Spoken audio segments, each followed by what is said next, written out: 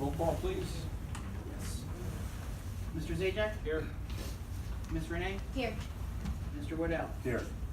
Mr. Kosis? Here. Ms. Lewis? Here. Mr. Calhoun? Here. Mayor Brown? Here. Those requirements, Chapter 231, Public Law 1975, been satisfied by publication of said notice with the Asbury Park Press and the Coaster, and by filing a copy with the Deputy Municipal Clerk. Everybody, please join me in flag salute. Pledge allegiance to the flag of the United States of America and to the republic for which it stands, one nation, under God, indivisible, with liberty and justice for all. Thank you. Order of business and communications. Yes, there is a submission from the Chief of Police, the 2018 annual report for the Neptune City Police Department. Council's pleasure. Receive and file. Received and filed by Ms. Renee. Second. Second by Mr. Zajac. All in favor? Aye. Opposed? Thank you. January 28, 2019 minutes. It's council's pleasure. Receive and file. Received and filed by Mr. Wardell. Second. Second by Mr. Kosis. All in favor? Aye. Opposed? Thank you. First order of business we have tonight is a presentation from Perez DePay. Perez Dabble's fine, Roy's fine. Property 123rd Avenue, Lot 75, Lot 17. I want to welcome you here this evening. I know this property's been under discussion for quite some time. Just so you know now that the governing body is not, is not going to take action on anything this evening. But we want to welcome you for your presentation so we can hear all of the facts regarding the property and the concerns. And we've also, I've spoke to our administrator and him and I today, we reached out to our planner for borough. We're going to have the borough planner also review the information, the building, the property, some of the professionals, and be able to come back and give this governing body a professional opinion on what's in the best interest for all of Neptune City. And this way it's not you're not caught in a political game or anything like that. And hopefully we can come to a reasonable decision on what direction we go. So thank you, and please. We really thank you for this opportunity, Mr. Mayor, Madam President, members of the council. My name is Roy Perez Dabble. I'm a real estate broker in New Jersey, Pennsylvania, and New York.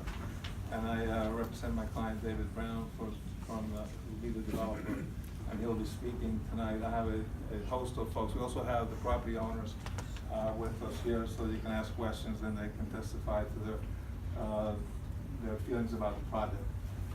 The intent is just, as you said, is just to inform you of the proposed development and then answer any questions from the public.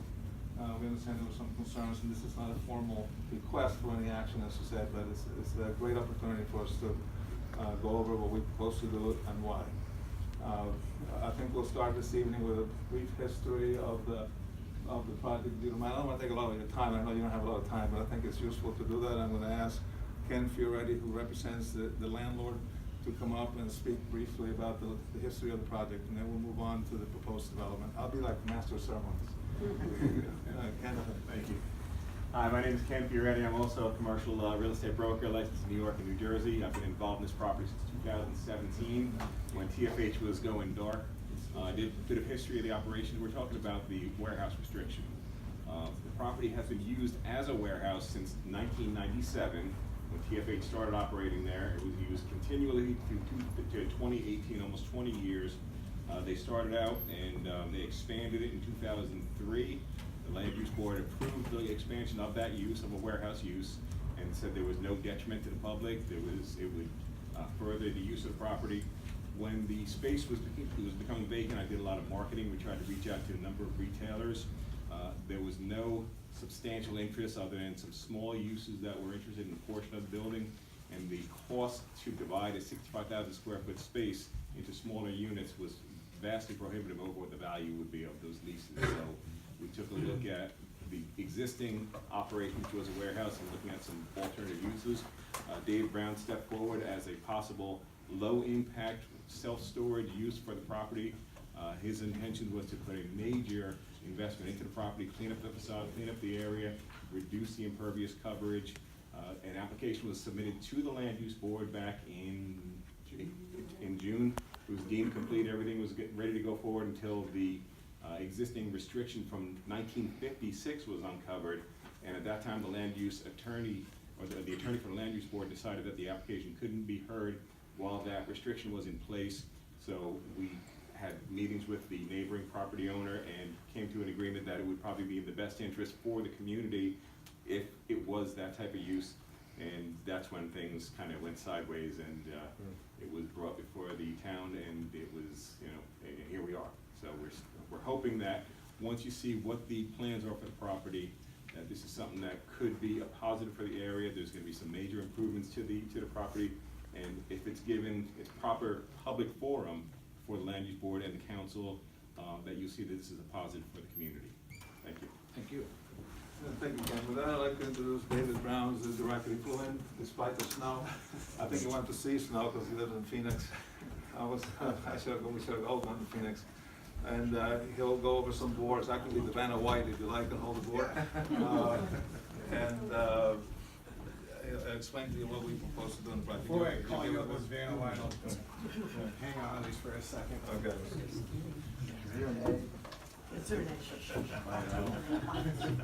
Thank you, Council, for having me tonight, Mayor. Appreciate it. I specialize in self-storage redevelopment. We do ground up, fair amount of conversions, and then conversion of dark retail boxes. We're doing several Kmarts around the country. What we're seeing is retail is dying a bit, and we're having to repurpose these boxes. This was one that was very interesting to us.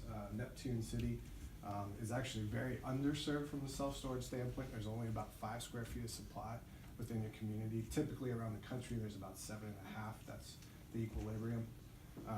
Our development plan was to really provide a product that the market doesn't possess now, which is climate control and drive-up self-storage, quality, high bay drive-up self-storage. So really our development plan is to convert the existing box. We're not gonna add a mezzanine or any major structural improvements. The manager's office will be located in the front. Turn this around. Be located here. We plan on reducing the amount of impervious coverage now, single-story buildings in the back, increasing the setback, which as it sits today is all asphalt parking, allowing for retention basin to handle a lot of stormwater runoff. Secure not only the drive up, but this rear entryway here, and another gate here, and there'll be another exit only here.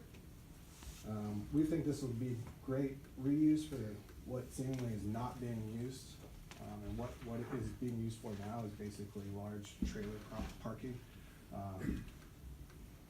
We do plan on converting the vast majority of the existing facade, really using what's there today and adding some materials that we see will be timeless in nature.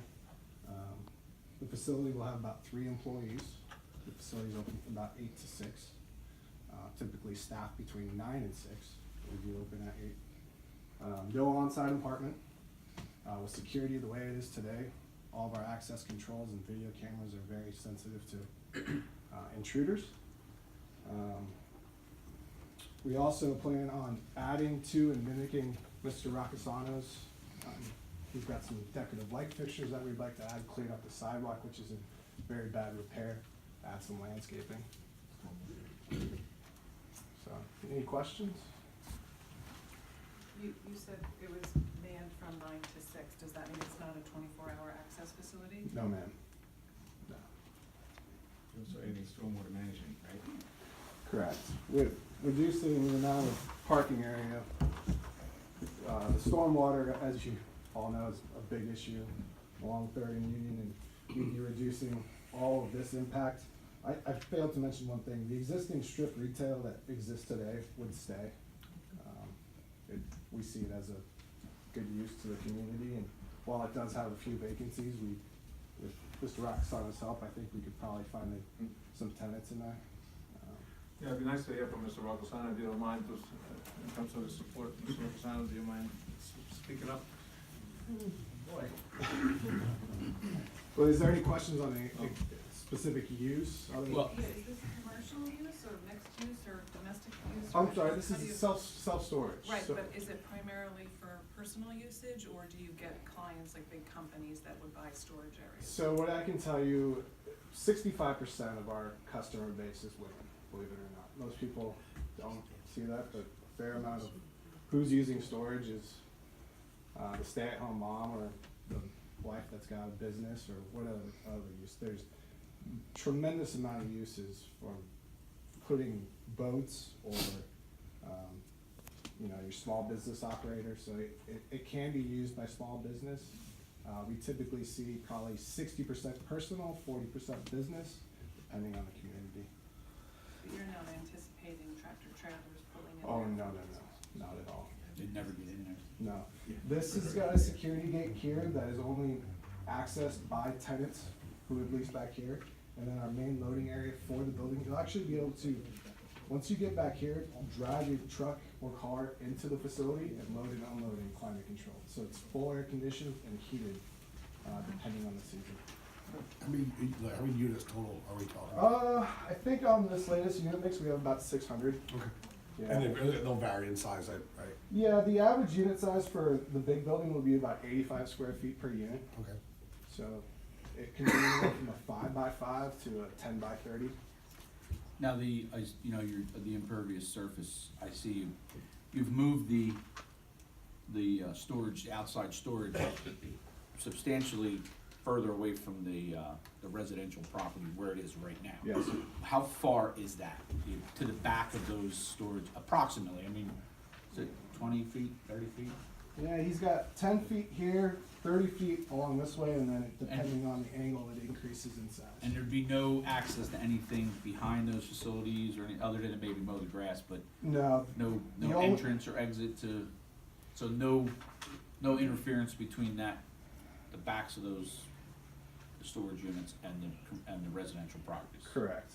No And what big- type, I'm sorry, what type of a buffer are you talking about between the homes? So it varies depending on where we're at on the property, but we have 30 feet running a good majority here, and then it angles up, so it looks like it could be as much as 50. Well, I'm actually talking about a physical structure. Is it a fence? Is it tree line? Is it? The existing fence will stay in place, then you'll have the landscape setting, and then you'll have about, we typically build these single-story buildings out of CMU, and that could have CMU? like a block, or it could have a rough finish block, or it could have metal.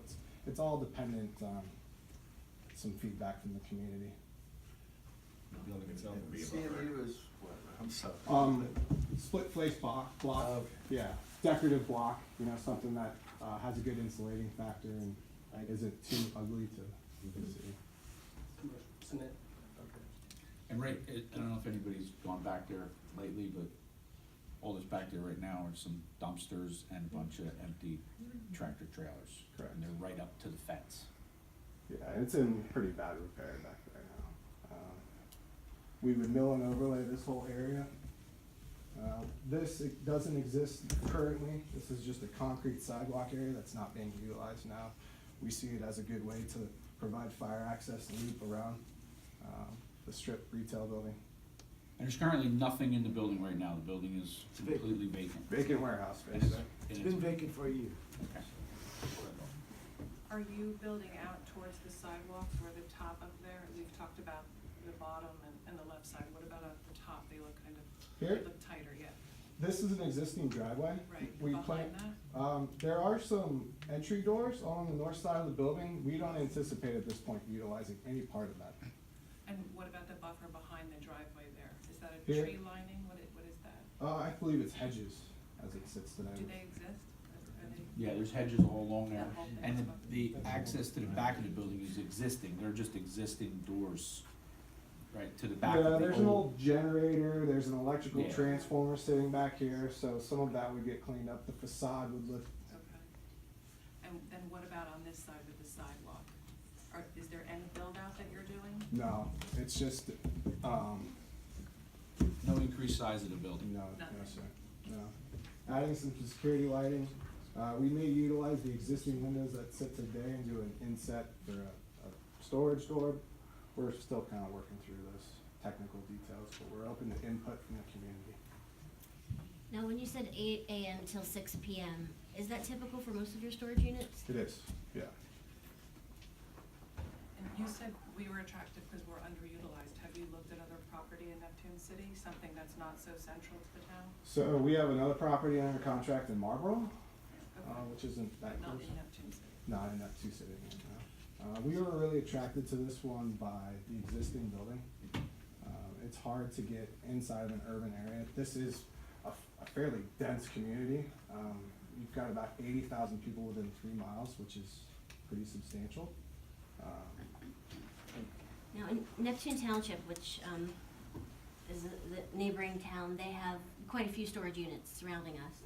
And they have an issue with homeless people staying inside the storage units during the daytime because they have places to go at nighttime, but not during the day. So they kind of just hang out there all day. Would your cameras pick up on that? It would pick up on it, and you are not allowed to hang around the self-storage facility during the day. It's written into our lease. We don't want people who are coming and just hanging out in our storage facility all day. Those aren't our ideal tenants, by no means. And how have you handled that type of vagrancy in the past? Have you reached out to the local police department, or you handled it with your own staff, or? Great question. So we offer up the ability to have the police department come in and do training. We also allow the K-9 to come in and do training as well. It's really driven by the manager and our district manager on policing it, but we do not allow it. This is going to be a Class A self-storage facility. We don't want our tenants interrupted by a homeless person who's living in their self-storage unit. So our police would have access to those locked gates? We encourage it, absolutely. And the cameras too, probably, like we have on This some of facility, the other local properties in town? this facility, due to its size, would probably have about 48 security cameras, as well as security lighting and access controls. Now, it does go against our master plan, which calls for a town center, and of course, a self-storage unit is not part of a town center. So, how do you justify that? So what we see is you may be running out to go drop some stuff out at your self-storage unit. Well, you're right next to a retail center. So we kind of see them as complementing each other. We prefer to build our self-storage facilities next to retail because they typically work. People like it. I do understand the concern, but that's it. One thing I've noticed when you guys were talking about doing this, I checked into the surrounding storage facilities in the area, and they all seem to be out of the way. Along highways, not next to any residential. Is that the common? Typically, yes, sir. Yeah, you saw pre-2007, you saw a fair amount of merchant builders and self-storage, and they were buying cheap land and putting up cheap structures. We envision it to be higher grade than that, serving the community. The closest comparison I can come up with, I spent about 4 or 5 years working up in Staten Island, and they usually will drop those things right in the middle of a residential neighborhood, so. Yeah, and that's been one of the biggest things we see now is when the merchant builders went away, the population didn't stop increasing and homes didn't stop getting built, so we're really playing catch up right now to serve the community. So you said the landlord or owner, someone would be interested in building out the other couple of storefronts that are empty or doing something, that's the same owner? So we would be acquiring the entire parcel, including, Oh, you would be? yes, and as part of that, we would be working with, to try to re-let those spaces out and clean them up. The existing strip retail facility did go through a facade update like 4 or 5 years ago. But there are some things that are wrong with it as it sits today and could be cleaned up to correct some of the issues that we see. It's a little deep for your typical retail use, so we may be able to find a way to work with the auto parts user. I don't know, I'm just throwing out an idea, we haven't even discussed it, but yes, to answer your question, we'd be willing to find a way to asking, would you be interested in entertaining that possibly becoming, you know, two-story, mixed-use, residential and retail? You know, Have- something a little more town center-ish next to it, so you could get retailers in there, or? So Wentworth Property Company, who I work for, is very long-term ownership. They're not just hanging on to this to sell it quickly. They'd be open to things in the future, but yeah, it would all depend on the financial aspect of it and what's the feasibility of it. I have a question. Yeah. The back parking lot behind the retail space where you're putting the new external storage, is that gonna affect, did you talk to the business owners, about loading and unloading for their businesses and employee parking if they have any in the back, or is that gonna take from them? So, have not spoken to the tenants, but it is our opinion that the cars that exist here, it would be better to have those cars out here, letting people know that there's more going on within the retail. That's the biggest downside we see with a lot of retail these days, is you wanna make it look like it's somewhat lively and interesting to go in, and when you don't have a parking lot full of cars, it just looks dilapidated. But what about delivery side? Honestly, we haven't had those discussions with the tenants. It does appear to us that most of the tenants that exist in there are fairly low impact, so I think we could probably make it work.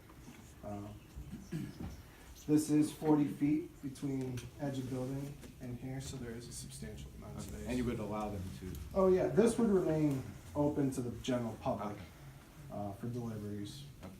Now, what is that particular, barrier or? Here? Yeah, no, right here, That's another single story building. okay. So the doors are inset here, this would just be, again, another split gate. That's what I was asking about, the external that they're gonna build, that's not the And what is the name of your company? Wentworth Property Company, So you're with Wentworth, yes. and you are acquiring, you want to acquire the property? The entire property, yes ma'am. I have one more. So, if you acquire it and the governing body decides to lift a 1956 deed restriction to accommodate today's standards, you would do additional, if got to get in front of the land use board, because it wouldn't be the council to make that decision, it would be the land use board. You're planning on improving the front, the facade, the parking lot, A bulk sidewalks. of the investment will happen here to convert this building and to redo this, as well as picking up the landscape improvements and lighting improvements along Third and Neptune. For those improvements. Those were very important to Mr. Roxana, and we wanna be good neighbors, and we believe it needs to be dealt with. Well, I think that's important because Mr. Roccasano has really invested a lot of time and money into his properties, and that's why they do look the way they do. And we even, years ago, when we did the community center, the last grant we got to do the facade, we actually made sure we did the facade to match the rest of the buildings in the area so that it looked good. We've been working back and forth on how we make this building look as good as possible, and potentially even mirror imaging what, some of the facade improvements that you see. There will be some repointing that needs to occur on this, so there might be the possibility of matching the mortar stripes up that he has on his building. I'm sorry, have you done studies in other communities where you've placed a facility of this type in essentially what we are calling a town center, to see what the impact would be? Because you had mentioned before, well, retail is dying, and why not try something like this out? And we feel that it's going to be a benefit for the retail space. So have you done studies to find out before and after you put one of these things up and you go down the road a year? And have you done a study to figure out, okay, well, the retail increased by X, or traffic in the area increased by a factor of whatever? I can give you a case study in Phoenix. We bought a dark Kmart. It sat on 12 acres. Our development plan called to convert the existing Kmart into all internalized self-storage, very similar to what you see here. We were approached 6 months after we got our approval, and now there's 4 different pad users taking pads in front of the retail. We've talked about maybe doing a pad here should It worked for parking count reasons, but I would say the potential is there. There is a fair amount of square footage that does need to get leased up within this building. I think there's about 8,000 square feet dark in that strip center now, so the possibility is there. What I will tell you is that the folks who are using self-storage, again, there's a varying different reasons why people are using self-storage, but a lot of those are small businesses, so if somebody's picking up stuff to go work for the day, it's very likely that they're gonna stop and use the shopping center next door, or possibly pick up auto parts, whatever it may be. Well, I guess my question would be that you would have you're proposing to acquire an entire property, so it would behoove you and the town to have you have some sort of a master plan to develop the whole property, not only the self-storage unit, but the retail space besides, so that you're filling all, what did we say, 8,000 square feet dark right now? Dark, yeah. So, obviously, you need to have some kind of a plan, or at least an idea of how you want to accomplish filling that whole space up. Since discovering the deed restriction that's been put in place, we've come to know Mr. Akasano fairly well, and we've talked about several different ideas on ways we can fill that space up. Even about the pad idea, I don't think we've reached a conclusion. We can agree, though, that having a very large box continue to sit there dark is not going to be good for anybody, including the community, and finding a way to adaptively reuse the building to be sustainable. Self-storage is likely going to be there for a long, long time. You don't ever see a self-storage facility go underwater, per se. If I may interject, it may be useful to hear from Ken about the efforts that he made to lease the space for retailers and the responses that he got. Ken, would you like to hear that, Madam President? Mr. Mayor? Could you address that for a minute, Ken? It is just a list of, I spent a good 6-7 months reaching out to all prospective, what we call junior and full-size anchors for that 8,000 square foot space. Acme, all the American Kid, Bed Bath Beyond, Big Lots, Christmas Tree, Cost Plus, Floor & Decor, Harbor Freight, Hobby Lobby, Home Goods, Joann. These are all companies that passed on the location. Lidl, Lowe's, Marshalls, Murphy's Home, NSA Supermarkets, Ocean State, Java, Petco, Planet Fitness was the only one that did express interest, but they only wanted a small portion of it, and the owners were going to have to put in somewhere around $1 million, and then we'd still be left with 40,000 square feet of unusable space. So I reached out to every major national retailer who would take a space of this size, and they all wanted to be either on Route 66, they weren't expanding, or it just wasn't in the market. It wasn't in their market future plans. The problem is, and a town center is a interesting concept, but you would literally have to demo the entire 68,000 square feet to put up something new, and it's just cost prohibitive. On that note, though, maybe Mr. Rocosano, he was initially very skeptical about this development, and I'd like for him to say a few words now, if you don't mind. I think he's got over the hump on this issue. Sure.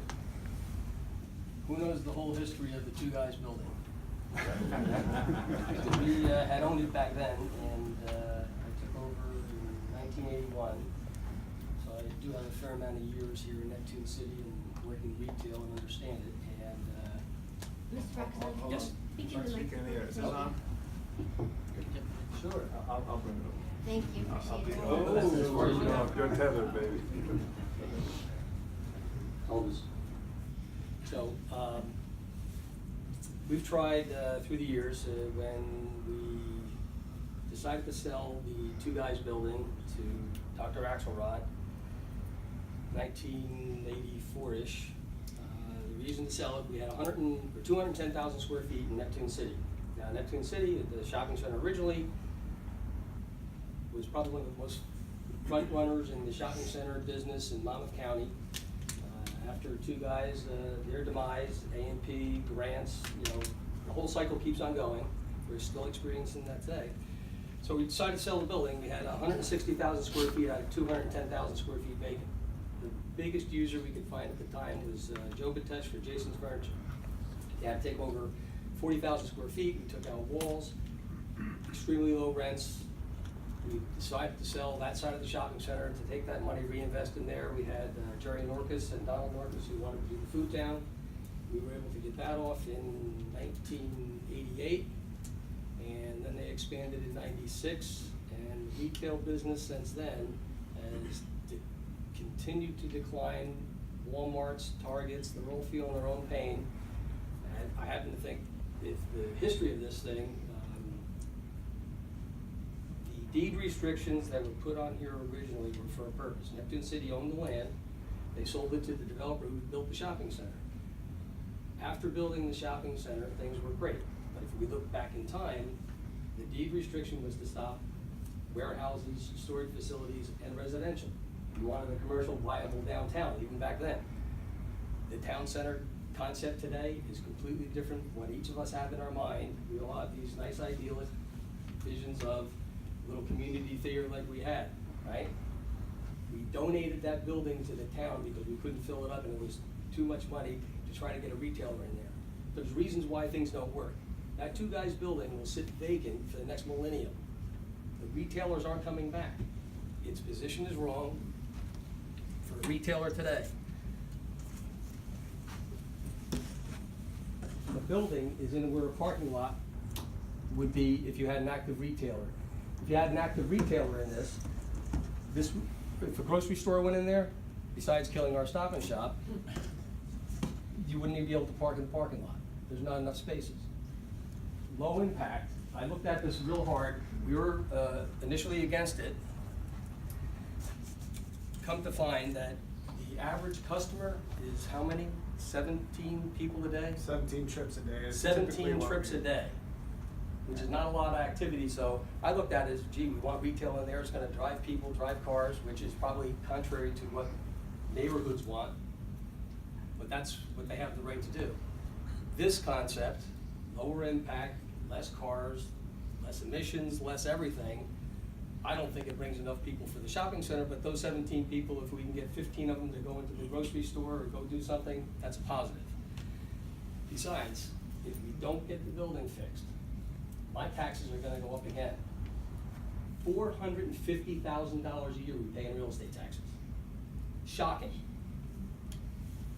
That building goes dark, we're not gonna get the ratables. The taxes that they pay now are gonna go down in half, and I'm gonna get stuck with the bill. That doesn't make me happy. I think we do a good thing for the community, we spend our time and our efforts, thank you, Mayor, and I happen to think by them spending whatever they're gonna buy the thing for, $5 million to renovate it, we're gonna guarantee that the tax rateable for that thing is gonna be positive. And it's not gonna hurt our community, it's not gonna hurt the shopping center. I decided to not go against the restriction, we would be willing to sign off on the deed to turn that over. I would implore the council to think the same way. Any questions I can answer for you? I would make a comment, though. I do know, only because I've been watching this property for a while, just with the property being vacant and unable to rent it, the assessed value's gone down $980, almost $1 million, just being vacant. So It's gonna go worse. It will get much, much worse the longer it stays vacant. And I don't wanna pay that tax bill because you're gonna have to come after me. I have a question. Yes. I don't know if you Yeah. understand. As opposed to a store with sales tax, with people buying stuff on a regular basis, what kind of tax would that contribute as a rental? Would each unit per rent pay into taxes, or just the landlord paying? Well, that's a property good question. taxes? We had that debate with your tax assessor, 2 years ago when we had to go to court over this. The notion that all retailers end up footing the bill for maintenance, real estate taxes, contributions, retailers will look at it one way. Stop and Shop, for example. When it comes to the end of their lease, when their time is to sit down and say, what do we want to do with this store? When we tell them that your real estate taxes are $6 per square foot and your base rent is $8, they either say, okay, lower the rent by $2 a square foot and I can pay the real estate taxes. It all comes back out of our pocket. So you don't get any extra value out of higher real estate taxes. And the court seemed to agree with us. How long would you anticipate the construction to be to get the finished product? That's not me. Typically, once a permit's received, anywhere between 8 to 10 months. Too long.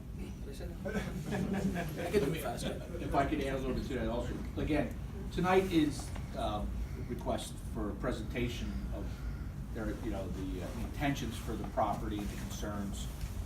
It's just a presentation to the governing body. We're not gonna take any action or make a decision tonight. We're gonna hear back from our planner. And our job would be to decide whether we would lift the deed restriction. Then the new owner, Wentworth, was to purchase it. They would then file application with the land use board. And then it would go in front of the land use board. And that's when you come in and say, we need you to do the parking lot, and we like the arborvitae bush, and, we'd like it to be red and tan. So that's where it would go. So no decision like that's being made tonight. May I That's down the road. explain, just for the audience again, the deed restriction issue? Sure. So in 1956, the Borough of Neptune City used to own the property. And they sold it to a developer who developed the shopping center, and they wanted to make certain that it was going to remain a commercial application, and not just be a residential neighborhood or be a warehouse system. So that was the purpose of the deed. Now, we are still a party to that, owning the balance of the shopping center. We're a party to that deed, and without our signature off on that deed, it doesn't occur. Thinking it through, thinking it long and hard, this happens to be what I feel good for the shopping center. It doesn't hurt us. It's a low impact use, keeps our ratables up, so I'll sign off on the deed. That's the way I view it. So from a basis of what the purpose of coming to the council is, they need to get the council on board because they're a party to that agreement as well. Who is the current owner of the property? Who owns the property now? Shopping center? Yeah. We own the Neptune City Shopping Center? Right, no, I'm talking about the property that's in question. My name is Paul Zeiden, and my brother Joe, and my partner Al. And you are? What owners? And the company is? Yes. Neptune City. Neptune City Investor. Okay. Any other questions for me? For the shopping center? I can answer You did a that. great job, thank you very much. Fantastic. I again appreciate the time. If you have any questions, yes, ma'am. I have one more question for Mr. Fioretti. You spoke with a lot of retailers. Have you Yes. spoken with other investors or developers at all? Well, the idea was to bring in a tenant for the space, not so much somebody to buy it, because without a retailer or without a tenant generating income in the space, it's hard to justify the sale. We did reach out to every possible scenario, investors, developers, but ideally Me as well. him as well. It's But- not a retail site. Yeah, does that answer your question, or what was your concern about other investors? No, that was the question. Okay, thank you. Yeah, I think the total investment, ma'am, is gonna be around $10 million, I think, all told. It's a substantial investment. Because, the whole thing has to get refitted inside and all that. Again, I thank you, Mr. Mayor, Madam President, members of the council, thank you for this time. Thank you. And I really do appreciate your time and your questions, and Thank you. you guys. Thank you. Thank you for coming. Yeah. Okay, we will go to public participation for agenda items. Is anyone from the public wish to be heard on the agenda items? Okay, seeing none? Wait, just one. I think this falls under Arlene Sharapa, Tucker Drive. Is it on the agenda, or is it? Well, is the presentation considered on the agenda or not? That's my Well, question. we can, yeah, if you have a question for the developer or something, yeah, that's fine. Oh, okay. No, I do have a question in terms of, I understand the deed restriction would have to be lifted by the council, but Right. I'm a little confused over the actual zoning requirements, because when I'm looking at the recommended ordinance changes, which I'm not sure, were the ordinances updated since the 2017 master plan review?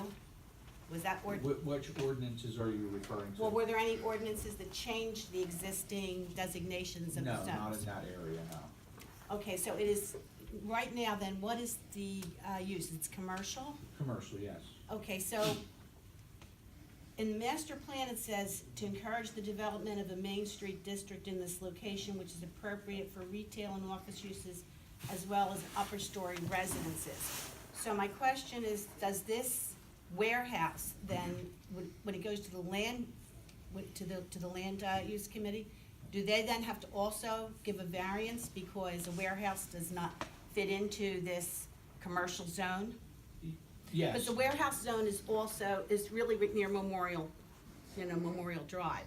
A warehouse is Right. not permitted in this You're area. correct, that is Okay, correct. okay. But the So there would zoning be another hoop to jump as well. Well, yeah, that would be part of the application to the land use board. That would all be, they would, any variance they would be looking for would done at that time.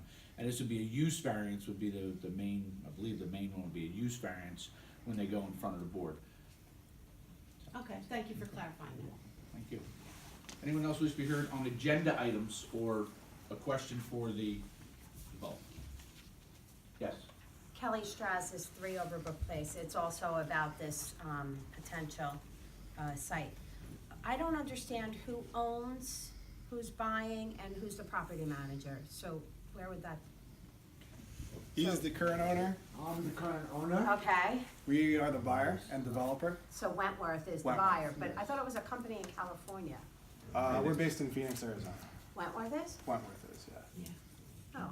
California's the one. Oh, I thought California is too though, right? I mean. We have properties in California, but we're headquartered in Phoenix, Arizona. Oh, okay, and then, And I was the real estate broker. The broker. oh, Marketing okay. property. All right, so, and then this gentleman that stood up, are you the current owner? This is We've owned the shopping center He for owns the adjacent 40 shop. years. It's our neighbor. He's You a know, neighbor. the Stop and Shop. So you own the Stop and Shop? Yes. All right, so yeah, I was a little confused there. And do you live in town? 2 towns away. 2 towns away? My office is in the shopping center.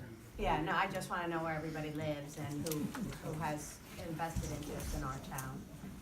Thank you.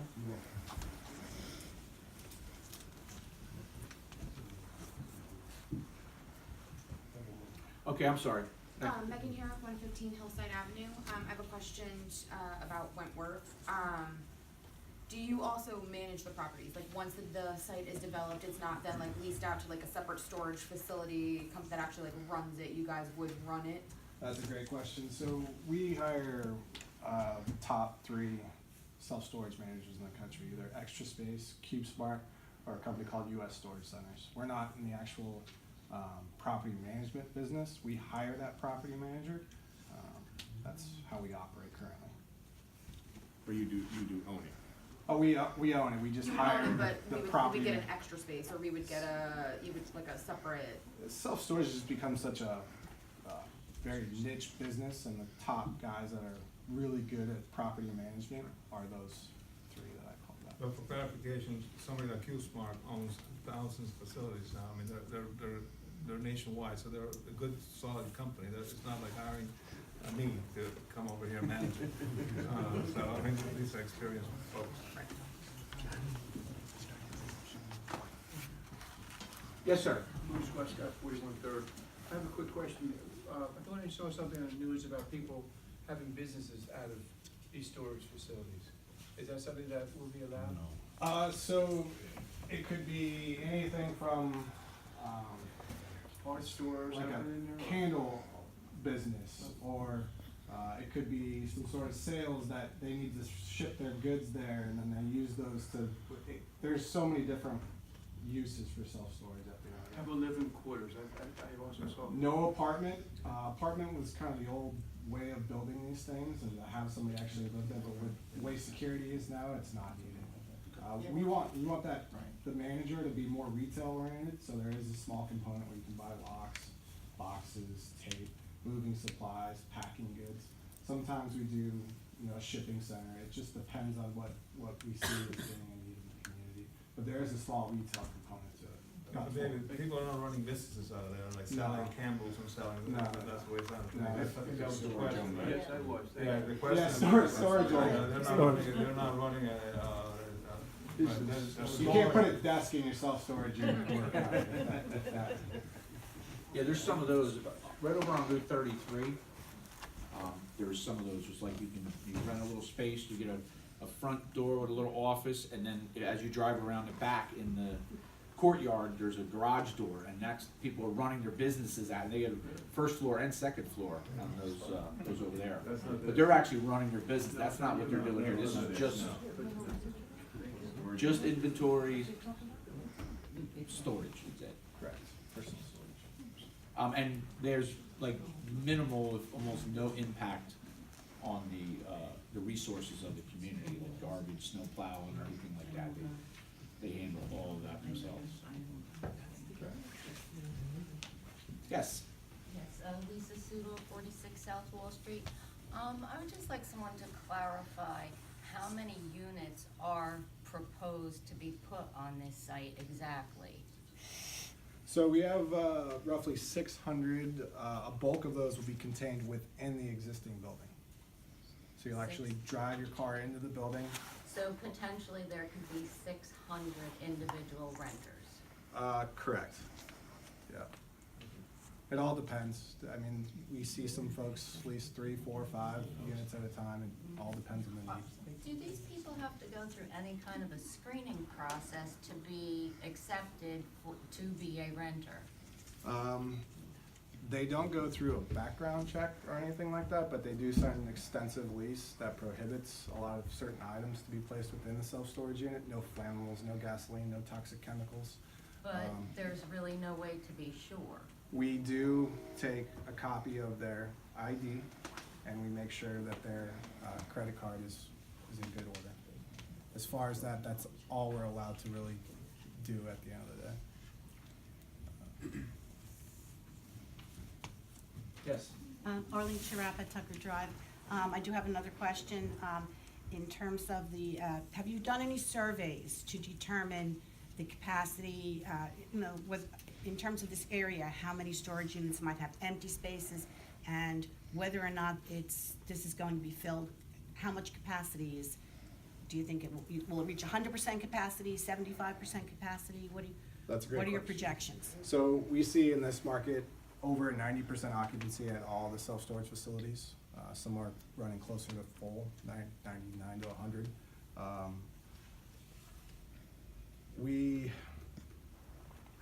I'm sorry, what was the second part of your question?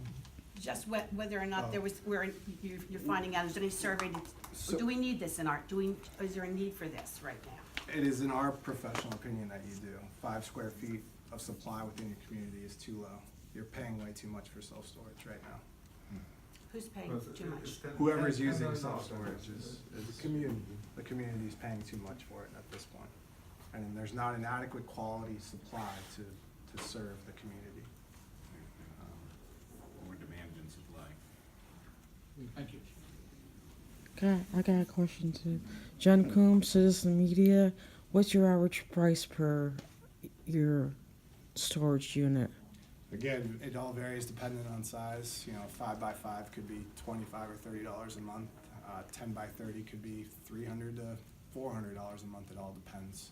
Is that comparable to other storage units that's within the area? So rent is driven off of basically what we have to lease, right? So as we increase or if we become full, then prices change on a daily basis depending on occupancy. Do you have like approximate price that you can go by? I can't, I don't have an approximate price. We use an underwriting metric to come up with what we believe that the market is. Because I have a unit in Ocean Township, so I know like I can go on what I pay for my unit. So that's why I'm asking you this. It's like you have, because we do have storage units all over the place. So you must have some sort of a vague idea. We have an underwritten metric that we use for our financial models. Okay. But outside of that, I don't have a list price yet on what the units are gonna cost at this point. Okay. We'll give you the first month free if you sign now. All right, you're getting a little ahead of yourself now. Again, tonight, like I said, it's a presentation on the council to consider lifting the deed restriction. The gentleman will be thoroughly grilled and questioned if they end up in front of the land use board, and that would be questions that at that point they would probably have to provide more details. And these are all great questions. Yeah. And I'm glad you guys are asking them because it shows that you guys care about your community. It was John Petrelli, 95 Riverview. I didn't get to see, you were showing them, But you said there was gonna be retail space or space available for retail. What would that look like? Would that be in the front where the existing windows are? The existing retail. The retail that exists, right? Yeah, well, yeah, no, look, that's the, Yeah. not that building, there wouldn't be any This is the new existing retail Oh, so building, that that's stays. gonna stay. But this has, This is the all storage unit, and then this is storage here also. Okay. All right, now I didn't know whether you were gonna have any of that front, you know, like fronting for more retail or more stores like that, that's, understood. All right. Thank you. Does anyone else have any questions? Good, everybody. Yes, sir. Brian Thomas, Bennett Avenue. What's the current, is there a projection for rateable increases in the town, as far as being the beneficiary for the residents? Rateable as far as a special rate for residents? Well, no, I mean, in terms of, taxes, yeah. I know it has to be a detriment right now, because with property tax appeals and everything on the property. So I was wondering if you guys. Have you done any assessment about what the improved value of that property that you have on that piece of paper is? I had that question. I know we, as part of our due diligence, we did do a tax study on it. I don't know what that metric is, but it's assuming that typically we get reassessed after we pull our building permits, because they know how much our cost of construction is, and so they back into what the property's currently assessed at and what they're putting into it, and then you get reassessed. It is a fairly high increase. It definitely will be a positive from where it is now, substantially positive from where it is now. We were reassessed when you just did the facade for the Stop and Shop. Each and every time you pull permits, that's the trigger. Yeah. So, spend away.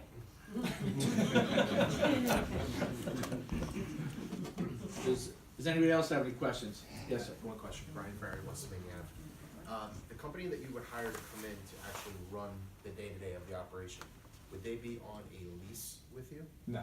Okay, They're so on they're with you from start to finish, as long as you guys are in business there, they're with you. Correct.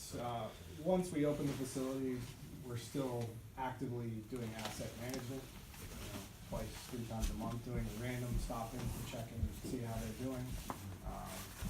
It's not just we open the doors and let it go and there's no accountability. Well, I was more curious to would they sign on for running the place for, say, 2-3 years, 5 years, 10 years? Do you run the risk of them backing out and then having to find somebody else to run the place? Good question. So the property management agreement that we would typically sign would be for a 1-year term. Now, there's a bunch of different caveats that if they don't operate it to the means and methods that we want them to, they can be terminated. Again, we hire some of the largest self-storage operators to really manage these things for us, because it's become more of an online business.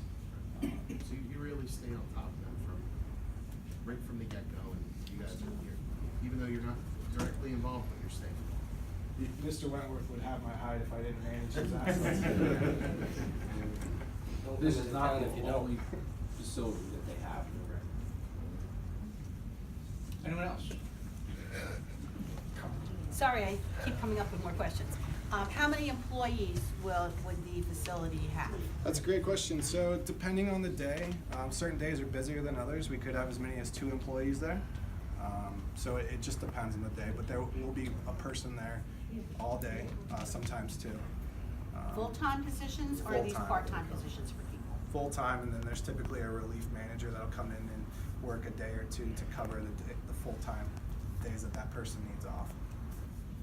There is a full facilities management team as well that comes in and services the property on a monthly basis, landscaping, etc. And is there any cleaning done of the storage units inside? Every day.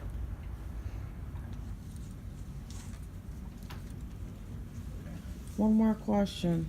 We got somebody in the back. Okay, no problem. Catherine LaFroy, 73, what are the hours? So 8 to 6 is pretty typical. Okay. We usually have it staffed from about 9 to 6. So let's say I rented a space, I wanted to get in there at 9 o'clock at night. Demo. It's closed. you're gonna have to come back the next morning. So no one, so, This is not a 24-hour access self-storage facility. okay, thanks. And that's really, there's nothing good that happens during the night. you know? You're right. So, Yeah. Good call. It's open 24/7 right now, so you know. Yeah. You don't believe me, chief? Okay, anyone else? One more question. At the place that I do my storage, they add like a U-Haul service to it. Like you can rent U-Hauls and storage boxes or stuff like that. Will that be included in that too? that's a great question. So we do not like U-Haul trucks or Penske rental trucks. That's not part of our business. We don't want our manager taken away from servicing the existing tenants or new customers to go and rent a truck. So we don't do any truck rentals. We may have a van that is for the facility and can be used to help folks move stuff to and from their house, but it'll stay there and it's not like a U-Haul truck or a Penske truck. Thank you. Okay. Thank you. Thank you for coming. Thank you for the presentation. I thank everybody for all your questions. And we will move on. There's no old business. And we'll move to new business. Resolution 19-47. Somebody like to offer that? Offered by Ms. Lewis. Seconded by Mr. Calhoun. Any questions? Roll call. Thank you, council. Mr. Ziggy. Yes. Welcome. Thank you so much. Yes. Mr. Wardell. Yes. Ms. Lewis. Yes. Mr. Kosis. Yes. Sorry. Mr. Calhoun. Yes. Resolution adopted. Thank you. Resolution 19-48. Resolution 2019-48, amending Resolution 2019-30, Borough of Neptune City Safe and Secure Communities Program Resolution of Participation for 2019. I'll offer resolution 19-48. Offered by Ms. Renee. Second. Second by Mr. Kosis. Are there any questions?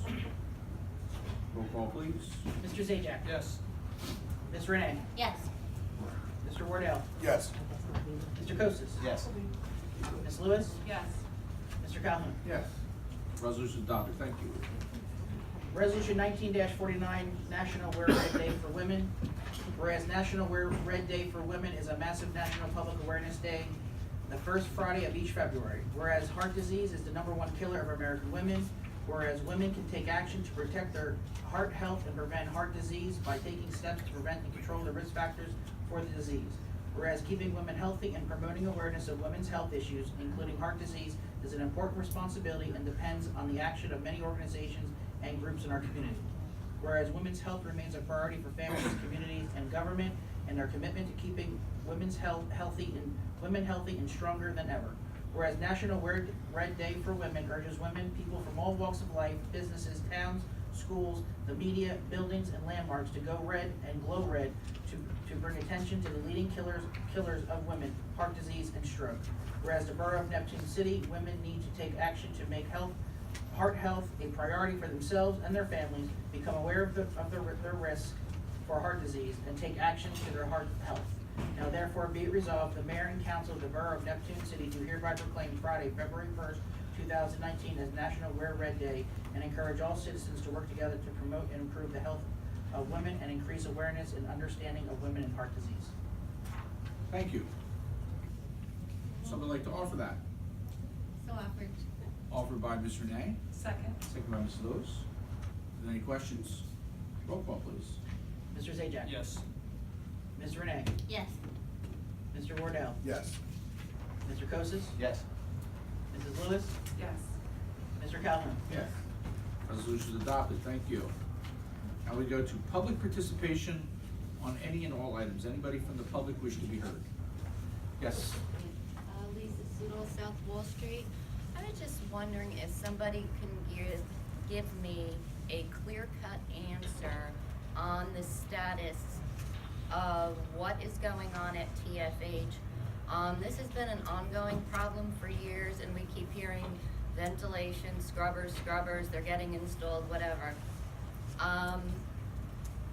I have gone through the proper channels and have not gotten any respect in return as far as feedback or a return phone call about the status of this issue.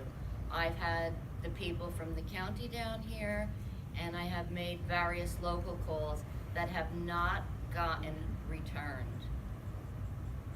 And I just want to know what's going on. It is a quality of life issue at this point.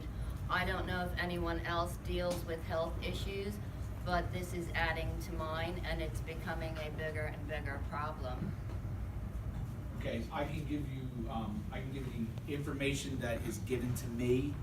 I'm not sure if it's going to be satisfactory, but I was told that, because, I did smell it a little bit over the last couple weeks, and they explained to me that one of the scrubbers that they currently have, I guess their new system is not up and running 100% yet. They have a whole new ionizing system that they're putting in or something. But one of the scrubbers that they currently have has been down and that has been the recent smell. I can meet with them again. I'm gonna ask them to come in. We're gonna meet with the administrator, so I can bring the administrator up to speed on exactly what's going on and what has been going on at TFH.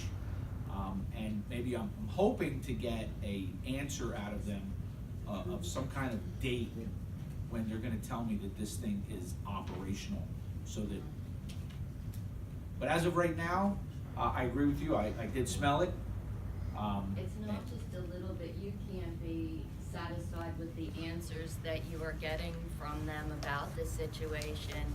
I mean, I think if anybody that lives in the neighborhood, even anywhere near TFH, would have to answer honestly that it is a horrible issue.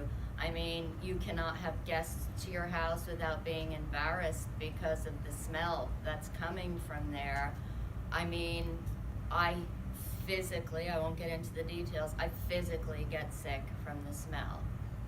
Well, I believe what we're gonna have to do is, like I said, I'm gonna have another meeting with them. I'm gonna bring the administrator, we're gonna have bring them up to date, and I'm going to ask them, I need a solid answer. If that does not rectify the problem, we will then have to move in a different direction. I don't know exactly what that direction will be right now, but I think we've been more than accommodating to TFH. And maybe we have to go a different direction with them. Yeah, Like I said, I don't know exactly what that is yet. We will have to, like I said, if I get something in solid from them in writing or an email of a date when their new system is gonna go online, and then, then we'll address that accordingly. Yeah, I mean, as mayor, you deserve the respect of an answer, and as citizens, we deserve the respect. And at this point, this issue just keeps going on and on, where it's kind of getting out of hand with the anger. I know mine is. I agree. I'm frustrated with it. I've spoke with them multiple times. They've assured me that when the new system is up and running, that it will alleviate the problem. Will it alleviate it 100% all the time? I don't think anybody can guarantee that, but I don't believe they would actually say that. But once that's happened and we have a solid date, and like I said, we will address it accordingly, because I've spoke to them multiple times, and we're getting ready to come into spring again. So Yeah, I mean, it was very prominent the other day when the temperature was in the 60s, I believe. That was the day it was really disgusting. And then you drive down Memorial Drive, and you smell the sewage plant, and then if you go up towards Tinton Falls, you get the garbage dump, so there's no escaping. Yeah, there's no escaping the smells anywhere in our part of the county right now. Well, I assure you, we are addressing it, and I'm going to address it very, very shortly. And I'm going to put a meeting together. not bringing them in on trial. I mean, I can't do that yet, but, you know, we will. And I wanna get a solid, you know, commitment from them on when this is going to be done and where they are. I do know that they have been doing a lot of work. I don't know if you saw the cranes that were over there, they put new equipment on the roof. So I do know they have been doing stuff. It's not like, I don't believe they've been lying to me. They may have been exaggerating on their timeline, but they definitely are doing a lot of work on the building. Maybe if the residents just can be kept apprised, like if something was posted on Neptune City's page or something like that, we would, you know, feel like we're in the loop, we're in the mix, like we're getting respect from being apprised of what's going on. But I think I would have to, I don't know that we can do that. That's kind of like. You probably have to contact your elected officials, just, you know, when they leave the meeting or ask them what's going on. Yeah, It'd be very difficult for us to publish what our enforcement actions are or our plans are in advance. It would be tough to, that would be difficult. But there's nothing that precludes you from talking to elected officials and letting them know what's going on. But doing a website posting, what our strategy is to enforce No, against I'm not them. talking about the strategy, just like, hey, has anybody noticed TFH putting all the new equipment, you know, beefing up the building, you know? I don't know that we can even do that because Okay. it might be targeting, you know, I'd have to ask the attorney, but It's more of a lunch counter, water Yeah. cooler update Okay. kind of thing, just your informal interactions with That's the why elected you're If you sitting there and call- I'm here asking the question. If we get it solved, we'll tell you though, I promise you that. Yeah, if you call the borough and you ask for Mr. Russell and express this is Mr. Russell, express your concerns to him, or, I don't know if you still have my cell phone number, or if Walter still has my cell phone number.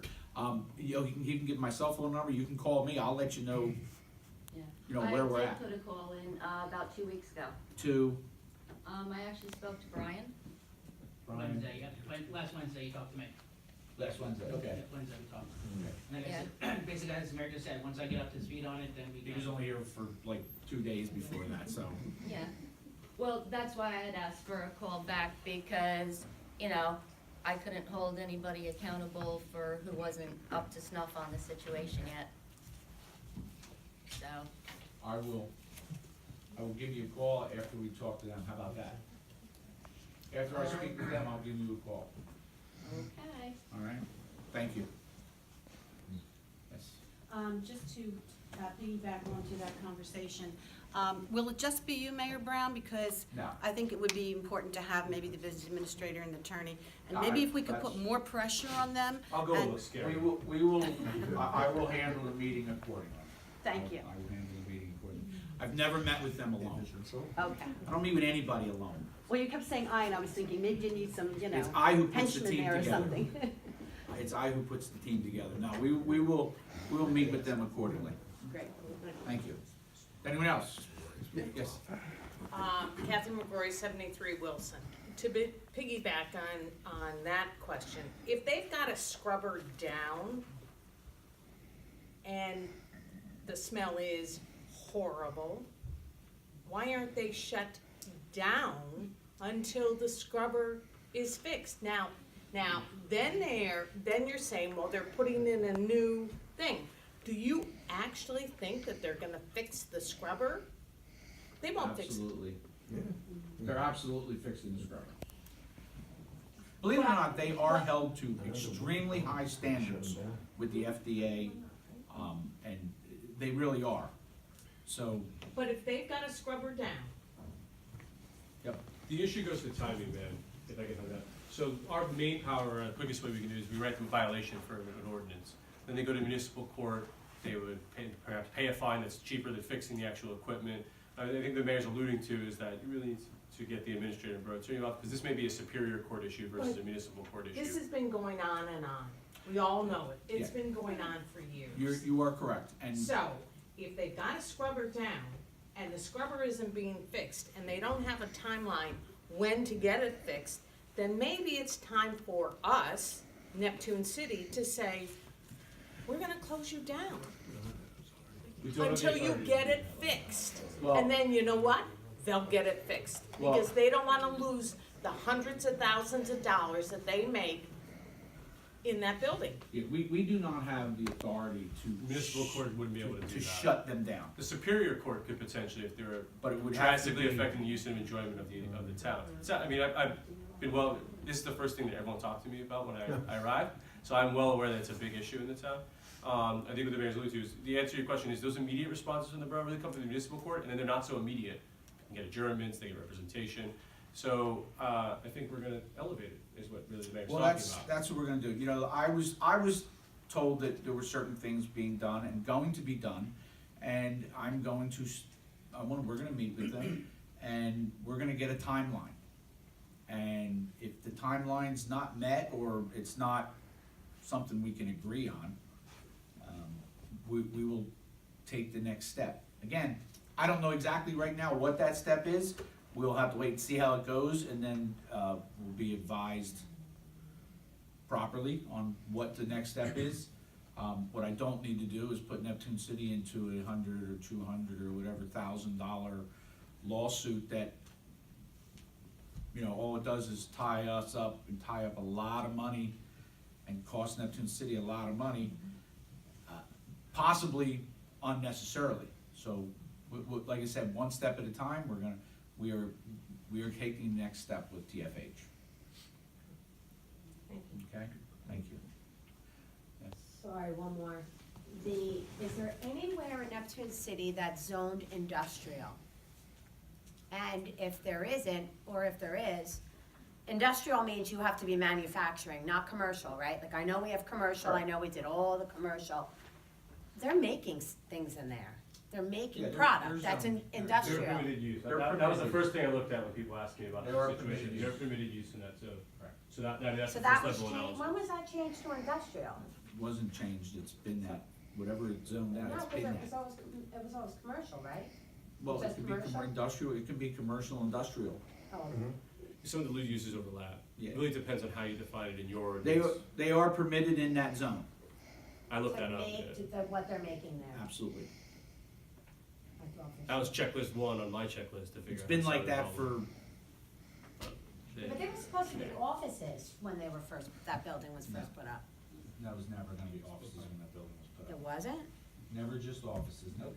Oh, somebody told me they were on the board when that was done, and they said it was That's not supposed to true. be. Okay. Yeah, all right, thank you. Thank you. Yes, sir. I wonder if you could clarify, I did hear a rumor, Facebook, or, you know, how reliable that is, that TFH has been sold, that is the new owner. Is there any truth to that rumor, No, to the best of your knowledge? No, I saw that too. Okay. TFH happens to be this facility, which was originally TFH Publications. But TFH is owned by Central Garden and Pet. Central Garden and Pet. They've been owned by Central and Garden and Pet for years. They're just a division of, it's kind of hard to believe that Mr. Axelrod originally was selling books out of the trunk of his car, is what started TFH Publications. And, you know, they're like they're an international company now, and owned by, and they've been owned by that for years. It just happens to be, I guess, a subsidiary of that company now, so. Yeah, I thought that was the case, but thank you very much for clearing it up. Yeah, no, they haven't been sold. Okay. Thank you. Yes, sir. Bruce Westcott. Just a little change here. Can you give me the status of two projects? One of them is Third Avenue getting repaved, Yes. and the parks that we're gonna get redone? Yes, Please. Third Avenue. Yes. As you know, there was a substantial amount of utility work done under Third Avenue. You can see all the patches. They are waiting for settlement and of everything to make sure that we don't put new blacktop on top, and then we have a valley and a brand new road. Or we don't have a broken pipe or a bad connection, you know, immediately following a new road. And that should be getting redone it's gonna be paved this spring. Thank you. And as far as the parks, they are an ongoing process. They're different stages, but they are an ongoing process. Right. Thank you. I believe Joe Frieda Park will be first, Okay. and that won't start until spring. Okay. Thank you. Anyone else? Arlene Sharaba, Tucker Drive. I believe at a previous meeting that I was not at, it was mentioned that the Memorial Park Beach may be opened up this year and that there might be lifeguards or beach badges, and I just wanted to clarify if that was the case and if that was. That's not what was said. Oh, What okay. was said was, the county had given, clean water reports at Memorial Park Beach. They tested the water for quite some time at the beach, like they do the other beaches in Monmouth County, and our beach monitoring came back below the standards. So that's what was said. Whether if the beach would be reopened ever, or beach badges sold and lifeguards put down, I have no idea. All I know is that the quality of water is improved. That's all we can say right now. And what happens if people do use the water and are swimming in the memorial? Because I know it happens. Is there any consequences for people that are doing that? No. No. What would you like us to do? I mean, there's no consequence. I mean, it's a free beach. They can go in the water if they want. I mean, there's no. So people can go in the water, because it says no swimming, so that's what I was just wondering. What happens if someone is swimming there? Is there, are they, is that patrolled and the police go in and tell people? I don't think they're down there patrolling people swimming in the water. I don't know if they're swimming there, they're wading and things of that nature, and going out in their kayaks and things that, absolutely. Okay. 100 people sitting on the beach in the summertime enjoying Memorial Park, absolutely, it's wonderful. But as far as swimming, I don't know that the water's deep enough to be swimming. But I do know that they go out in rafts and there's no tide or any, no waves or anything that are coming in. So, but I know the beach has become very, very active in the So there is summer. no enforcement of that ordinance then? As far as swimming, Yes, far as I know, yeah. no, Okay. no, not by me. I mean, I would have to check with the police department to see if they're enforcing that ordinance. Okay? Mm-hmm, thank you. Anyone else? Mayor, just want to give a reminder, brush drop-off at the Department of Public Works Building, February 17th from 8 a.m. to 10 a.m. Okay, thank you. Okay, seeing none, I need a motion to adjourn. So Offered by Mr. Wardell. Second by Ms. Lewis. All in favor? Aye. Those opposed? Thank you, everyone.